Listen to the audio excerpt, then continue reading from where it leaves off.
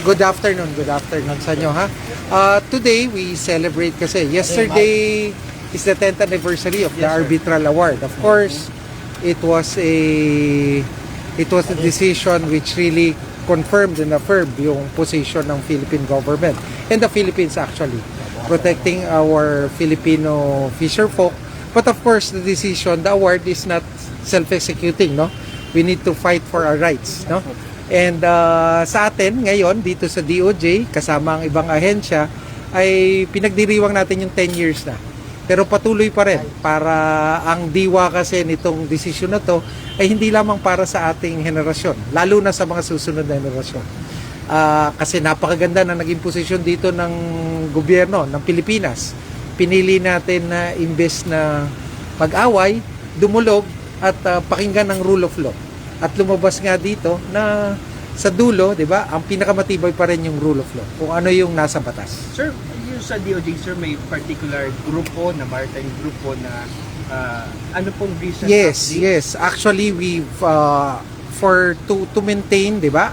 And to sustain actually the gains from the arbitral award, the DOJ has a dedicated now unit, no? Sa legal services natin to be a source of expertise on this matter, di ba? Kaya meron ng dedicated na maritime unit, no? Parang maritime law center, no? Na tayong binuo dito sa Department of Justice para meron na tayong single repository ng expertise on this matter. So today, the NBI recommended to file charges against those who were involved in the Ateneo Johnny incident? Actually, it's not a recommendation. They referred to us, yung report nila. No, basically ang mandate, this is regarding the Ateneo, no, basketball players, no. We received that referral from the NBI, and together with the earlier complaint filed by the PNP-CIDG, now we are consolidating everything, no.